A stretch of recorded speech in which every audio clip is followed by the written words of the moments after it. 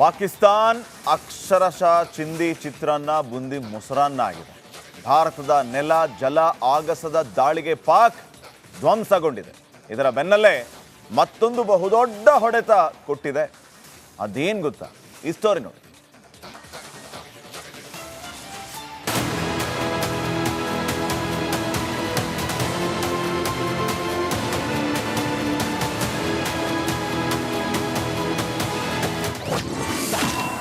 ಮೇಲೆ Bharat deadly attack. ನೆಲ ಜಲ ಆಗಸದಿಂದ ಗುಮ್ಮಿದ ಸೇನೆ. ರಾತ್ರಿ ಏರ್ ಸ್ಟ್ರೈಕ್, ಬೆಳಗ್ಗೆ ವಾಟರ್ ಸ್ಟ್ರೈಕ್. ವಿನಾಶ ವಿನಾಶ, ಪಾಕಿಸ್ತಾನ ವಿನಾಶ. ಭಾರತದ ರಣಭೀಕರ ದಾಳಿಗೆ ಜಿನ್ನಾಲ್ಯಾಂಡ್ ಅಕ್ಷರಶಃ ಛಿದ್ರಗೊಂಡಿದೆ. ನೆಲ ಜಲ ಆಗಸ ಈ ಮೂರು ಕಡೆಯಿಂದಲೂ ಸೇನೆ ಡೆಡ್ಲಿ ಅಟ್ಯಾಕ್ ಮಾಡಿದೆ. ಏರ್ ಸ್ಟ್ರೈಕ್ ಬಳಿಕ ಇದೀಗ ಮತ್ತೆ ಪಾಕಿಸ್ತಾನದ ಮೇಲೆ ವಾಟರ್ ಸ್ಟ್ರೈಕ್ ಮಾಡಲಾಗಿದೆ.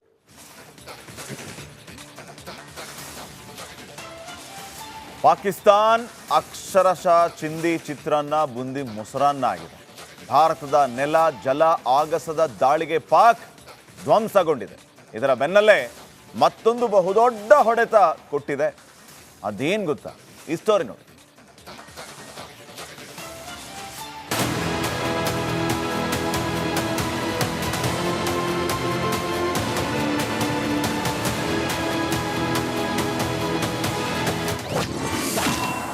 ಮೇಲೆ ಭಾರತ ಡೆಡ್ಲಿ ಅಟ್ಯಾಕ್. ನೆಲ ಜಲ ಆಗಸದಿಂದ ಗುಮ್ಮಿದ ಸೇನೆ. ರಾತ್ರಿ ಏರ್ ಸ್ಟ್ರೈಕ್, ಬೆಳಗ್ಗೆ ವಾಟರ್ ಸ್ಟ್ರೈಕ್. ವಿನಾಶ ವಿನಾಶ, ಪಾಕಿಸ್ತಾನ ವಿನಾಶ. ಭಾರತದ ರಣಭೀಕರ ದಾಳಿಗೆ ಜಿನ್ನಾಲ್ಯಾಂಡ್ ಅಕ್ಷರಶಃ ಛಿದ್ರಗೊಂಡಿದೆ. ನೆಲ ಜಲ ಆಗಸ ಈ ಮೂರು ಕಡೆಯಿಂದಲೂ ಸೇನೆ ಡೆಡ್ಲಿ ಅಟ್ಯಾಕ್ ಮಾಡಿದೆ. ಏರ್ ಸ್ಟ್ರೈಕ್ ಬಳಿಕ ಇದೀಗ ಮತ್ತೆ ಪಾಕಿಸ್ತಾನದ ಮೇಲೆ ವಾಟರ್ ಸ್ಟ್ರೈಕ್ ಮಾಡಲಾಗಿದೆ. ಕ್ರಸ್ಟ್ ಗೇಟ್ಗಳು ಬರ್ತವೆ. ಕ್ರಸ್ಟ್ ಗೇಟ್ನ ಮೇಲೆ ಇರ್ತಕ್ಕಂತಹ ಬ್ರಿಡ್ಜ್ಗಳಿಗೆ ಯಾವುದೇ ವಾಹನಗಳನ್ನು ಕೂಡ ಬಿಡದೇ ಇರ್ತಕ್ಕಂಥದ್ದು. ಕೇವಲ ಏನು ಡಿಪಾರ್ಟ್ಮೆಂಟ್ನ ವಾಹನಗಳಾಗಿರ್ಬೋದು, ಅದರ ಜೊತೆಗೆ ಅಲ್ಲಿ ಕೆಲಸ ಮಾಡ್ತಕ್ಕಂಥ ಕಾರ್ಮಿಕರಿಗೆ ಮಾತ್ರ ಬಿಡ್ತಾ ಇರ್ತಕ್ಕಂಥದ್ದು. ಯಾವುದೇ VVIP ವಾಹನಗಳು ಮತ್ತು VIP ಮೂವ್ಮೆಂಟನ್ನು ಕೂಡ ಆಗದೇ ಇರತಕ್ಕಂಥದ್ದು. ಅತಿ ಹೆಚ್ಚು ಭದ್ರತೆಯನ್ನು ನೀಡಿರ್ತಕ್ಕಂಥದ್ದು. ಅತಿ ಏನು ವಿಶೇಷವಾಗಿ ಹೇಳಬೇಕು ಅಂತೇಳಿ ಹೇಳೋದಾದರೆ, ಈ ಒಂದು ಜಲಾಶಯವನ್ನು ವೀಕ್ಷಣೆ ಮಾಡಲಿಕ್ಕೆ ಈ ಸಮಯದಲ್ಲಿ ಅತಿ ಹೆಚ್ಚು ಪ್ರವಾಸಿಗರಿರ್ತಾರೆ. ಆದರೆ ಹೈ ಅಲರ್ಟನ್ನು ಘೋಷಣೆ ಮಾಡಿರೋ ಹಿನ್ನೆಲೆಯಲ್ಲಿ ಪ್ರವಾಸಿಗರ ಸಂಖ್ಯೆ ಸಂಪೂರ್ಣವಾಗಿ ವಿರಳಾಗಿರ್ತಕ್ಕಂಥದ್ದು. ಜನ ಕೂಡ ಅತಿ ಹೆಚ್ಚು ಈ ಸಮಯದಲ್ಲಿ ಬರ್ತಾರೆ. ಆದರೆ ಈಗ ಯುದ್ಧದ ಕಾರ್ಮೋಡದಿಂದ TB ಡ್ಯಾಮ್ನ ಜಲಾಶಯಕ್ಕೆ ಪ್ರವಾಸಿಗರ ಕೊರತೆ ಎದುರಾಗಿದೆ. ಸುರೇಶ್ ಚೌಹಾಣ್, ರಿಪಬ್ಲಿಕ್ ಕನ್ನಡ, ವಿಜಯನಗರ.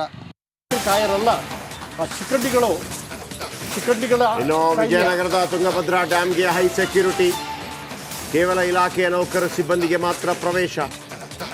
ದಿಕ್ಕು ಎನ್ನುತ್ತಾ ಇರುವಂಥ ತುಂಗಭದ್ರಾ ಜಲಾಶಯ. ವೀಕ್ಷಕರೇ, ಯುದ್ಧ ಸಂದರ್ಭದಲ್ಲಿ ಕೆಲವು ಪ್ರಮುಖ ಸ್ಥಳಗಳಿಗೆ ಈ ಥರ ಏರ್ಪೋರ್ಟ್ ಇರ್ಬೋದು, ರೈಲ್ವೆ ಸ್ಟೇಷನ್ಗಳಿರುತ್ತೆ, ಆಮೇಲೆ ಅಣುಸ್ಥಾವರಗಳಿರುತ್ತೆ, ಆಮೇಲೆ ಅಣೆಕಟ್ಟುಗಳಿರುತ್ತೆ,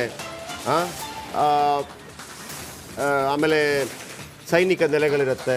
ಇವುಗಳಿಗೆಲ್ಲ ಹೆಚ್ಚಿನ ಭದ್ರತೆಯನ್ನು ಕೊಡ್ತಾರೆ. ಯಾಕೆಂದರೆ ಹೆಚ್ಚಿನ ಜನಸಂಪರ್ಕ ಕೇಂದ್ರಗಳು ಅಲ್ಲ, ರೈಲ್ವೆ ಸ್ಟೇಷನ್, ಮೆಟ್ರೋ ಸ್ಟೇಷನ್. ಆ ಕಾರಣಕ್ಕಾಗಿ ಅಲ್ಲ, ಅದಕ್ಕಿಂತಲೂ ಹೆಚ್ಚಾಗಿ ಏನಂತಂದರೆ ಯಾವ ಜಾಗಗಳನ್ನು ಅಟ್ಯಾಕ್ ಮಾಡಿದರೆ ದೇಶಕ್ಕೆ ತೊಂದರೆ ಉಂಟಾಗುತ್ತೆ. ಈಗ ಜಲಾಶಯಕ್ಕೆ ಹೊಡೆದ್ರೆ ಆಗೋದು ಬೇಡ ಅಂತಂತಲ್ಲ. ಈಗ ಜಲಾಶಯ ಒಂದು ಅಣೆಕಟ್ಟೆ ಹೊಡೆದ್ರೆ ನೀರನ್ನು ಹೆಂಗೆ ಕಂಟ್ರೋಲ್ ಮಾಡ್ತೀರಿ ನೀವು?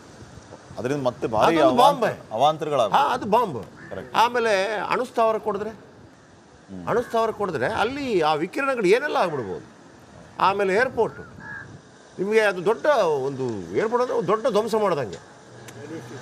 ರೈಲ್ವೆ ಸ್ಟೇಷನ್ಸು ಮೂಮೆಂಟ್, ನಮ್ಮ ಸೈನ್ಯದ ಮೂಮೆಂಟ್ ಆಗಬಾರ್ದು. ಆಮೇಲೆ ಸೇನಾ ನೆಲೆಗಳಲ್ಲಿ ಈಗ ನಾವು ಎಷ್ಟು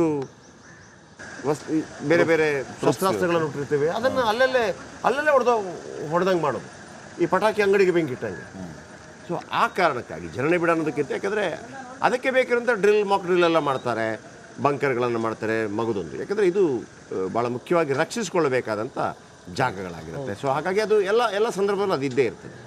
ವಿಶೇಷವಾಗಿ ಜಲಾಶಯಗಳ ಬಳಿಕ ರಾಜ್ಯದ ಜಲಾಶಯಗಳಿಗೆ ರಾಜ್ಯ ಸರ್ಕಾರ ಹೈ ಅಲರ್ಟನ್ನು ಘೋಷಣೆ ಮಾಡಿದೆ. ಅದರಲ್ಲೂ ರಾಜ್ಯದ ಅತಿ ದೊಡ್ಡ ಎರಡನೇ ಜಲಾಶಯ ವಿಜಯನಗರ ಜಿಲ್ಲೆಯ ಹೊಸಪೇಟೆಯ ತುಂಗಭದ್ರಾ ಜಲಾಶಯದ ಮೇಲ್ಭಾಗದಲ್ಲಿದ್ದೇವೆ. ಕಾಮನ್ ಆಗಿ ನಾವು ನೋಡೋದಾದರೆ ರಜಾ ದಿನಗಳು ಇವತ್ತು. ಈ ರಜಾ ದಿನಗಳಲ್ಲಿ ಅತಿ ಹೆಚ್ಚು ಪ್ರವಾಸಿಗರು ಕಿಕ್ಕಿರಿದಿರ್ತಾರೆ, ಸಾವಿರಾರು ಗಟ್ಟಲೆ ಪ್ರವಾಸಿಗರು ಇರ್ತಾರೆ. ಆದರೆ ಏನು ರಾಜ್ಯಾದ್ಯಂತ ಜಲಾಶಯಗಳಿಗೆ ಹೈ ಸೆಕ್ಯೂರಿಟಿ ಕೊಟ್ಟಿರೋ ಕಾರಣಕ್ಕಾಗಿ ಪ್ರವಾಸಿಗರ ಸಂಖ್ಯೆ ಕೂಡ ವಿರಳ ಆಗಿರ್ತಕ್ಕಂಥದ್ದು. ಇನ್ನು ಜಲಾಶಯಕ್ಕೆ ಅತಿ ಹೆಚ್ಚು ಭದ್ರತೆ ನೀಡಿರೋದ್ರಿಂದ ಈ ಜಲಾಶಯದ ಅಣೆಕಟ್ಟು ಏನಿದೆ, ಅಣೆಕಟ್ಟಿನ ಮೇಲ್ಭಾಗದಲ್ಲಿರ್ತಕ್ಕಂತಹ ಸೇತುವೆ ಏನಿದೆ, ಏನು ಕ್ರಸ್ಟ್ ಗೇಟ್ಗಳು ಬರ್ತವೆ, ಕ್ರಸ್ಟ್ ಗೇಟ್ನ ಮೇಲಿರ್ತಕ್ಕಂತಹ ಬ್ರಿಡ್ಜ್ಗಳಿಗೆ ಯಾವುದೇ ವಾಹನಗಳನ್ನು ಕೂಡ ಬಿಡದೇ ಇರ್ತಕ್ಕಂಥದ್ದು. ಕೇವಲ ಏನು ಡಿಪಾರ್ಟ್ಮೆಂಟ್ನ ವಾಹನಗಳಾಗಿರ್ಬೋದು, ಅದರ ಜೊತೆಗೆ ಅಲ್ಲಿ ಕೆಲಸ ಮಾಡ್ತಕ್ಕಂಥ ಕಾರ್ಮಿಕರಿಗೆ ಮಾತ್ರ ಬಿಡ್ತಾ ಇರ್ತಕ್ಕಂಥದ್ದು. ಯಾವುದೇ VVIP ವಾಹನಗಳು ಮತ್ತು VIP ಮೂವ್ಮೆಂಟನ್ನು ಕೂಡ ಆಗದೇ ಇರತಕ್ಕಂಥದ್ದು. ಅತಿ ಹೆಚ್ಚು ಭದ್ರತೆಯನ್ನು ನೀಡಿರ್ತಕ್ಕಂಥದ್ದು. ಅತಿ ಏನು ವಿಶೇಷವಾಗಿ ಹೇಳಬೇಕು ಅಂತೇಳಿ ಹೇಳೋದಾದರೆ, ಈ ಒಂದು ಜಲಾಶಯವನ್ನು ವೀಕ್ಷಣೆ ಮಾಡಲಿಕ್ಕೆ ಈ ಸಮಯದಲ್ಲಿ ಅತಿ ಹೆಚ್ಚು ಪ್ರವಾಸಿಗರಿರ್ತಾರೆ. ಆದರೆ ಹೈ ಅಲರ್ಟನ್ನು ಘೋಷಣೆ ಮಾಡಿರೋ ಹಿನ್ನೆಲೆಯಲ್ಲಿ ಪ್ರವಾಸಿಗರ ಸಂಖ್ಯೆ ಸಂಪೂರ್ಣವಾಗಿ ವಿರಳ ಆಗಿರ್ತಕ್ಕಂಥದ್ದು. ಜನ ಕೂಡ ಅತಿ ಹೆಚ್ಚು ಈ ಸಮಯದಲ್ಲಿ ಬರ್ತಾರೆ. ಆದರೆ ಈಗ ಯುದ್ಧದ ಕಾರ್ಮೋಡದಿಂದ TB ಡ್ಯಾಮ್ನ ಜಲಾಶಯಕ್ಕೆ ಪ್ರವಾಸಿಗರ ಕೊರತೆ ಎದುರಾಗಿದೆ. ಸುರೇಶ್ ಚೌಹಾಣ್, ರಿಪಬ್ಲಿಕ್ ಕನ್ನಡ, ವಿಜಯನಗರ.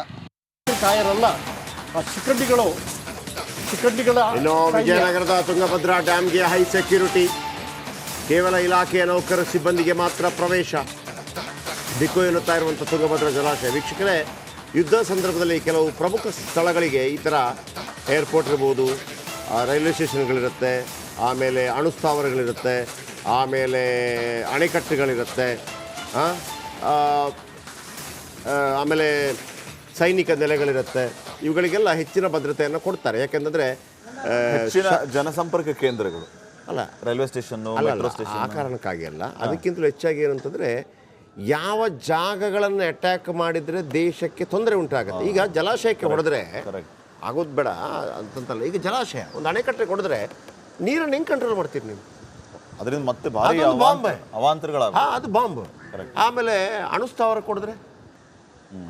ಕೊಡಿದ್ರೆ ಅಲ್ಲಿ ಆ ವಿಕಿರಣಗಳು ಏನೆಲ್ಲ ಆಗ್ಬಿಡ್ಬೋದು. ಆಮೇಲೆ ಏರ್ಪೋರ್ಟು, ನಿಮಗೆ ಅದು ದೊಡ್ಡ ಒಂದು ಏರ್ಪೋರ್ಟ್ ಅಂದರೆ ದೊಡ್ಡ ಧ್ವಂಸ ಮಾಡೋದಂಗೆ. ರೈಲ್ವೆ ಸ್ಟೇಷನ್ಸು ಮೂಮೆಂಟ್, ನಮ್ಮ ಸೈನ್ಯದ ಮೂಮೆಂಟ್ ಆಗಬಾರ್ದು. ಆಮೇಲೆ ಸೇನಾ ನೆಲೆಗಳಲ್ಲಿ ಈಗ ನಾವು ಎಷ್ಟು ಬೇರೆ ಬೇರೆ ಶಸ್ತ್ರಾಸ್ತ್ರಗಳನ್ನು ಇಟ್ಟಿರ್ತೀವಿ, ಅದನ್ನು ಅಲ್ಲಲ್ಲೇ ಹೊಡೆದಂಗೆ ಮಾಡೋದು, ಈ ಪಟಾಕಿ ಅಂಗಡಿಗೆ ಬೆಂಕಿ ಇಟ್ಟಂಗೆ. ಸೊ ಆ ಕಾರಣಕ್ಕಾಗಿ ಜನನೇ ಬಿಡ ಅನ್ನೋದಕ್ಕಿಂತ, ಯಾಕಂದರೆ ಅದಕ್ಕೆ ಬೇಕಿರೋಂಥ ಮಾಕ್ ಡ್ರಿಲ್ ಎಲ್ಲ ಮಾಡ್ತಾರೆ, ಬಂಕರ್ಗಳನ್ನು ಮಾಡ್ತಾರೆ ಮಗದೊಂದು. ಯಾಕಂದರೆ ಇದು ಭಾಳ ಮುಖ್ಯವಾಗಿ ರಕ್ಷಿಸಿಕೊಳ್ಳಬೇಕಾದಂಥ ಜಾಗಗಳಾಗಿರುತ್ತೆ. ಸೊ ಹಾಗಾಗಿ ಅದು ಎಲ್ಲ ಸಂದರ್ಭದಲ್ಲೂ ಅದು ಇದ್ದೇ ಇರ್ತದೆ, ವಿಶೇಷವಾಗಿ ಜಲಾಶಯಗಳು. ಬಳಿಕ ರಾಜ್ಯದ ಜಲಾಶಯಗಳಿಗೆ ರಾಜ್ಯ ಸರ್ಕಾರ ಹೈ ಅಲರ್ಟನ್ನು ಘೋಷಣೆ ಮಾಡಿದೆ.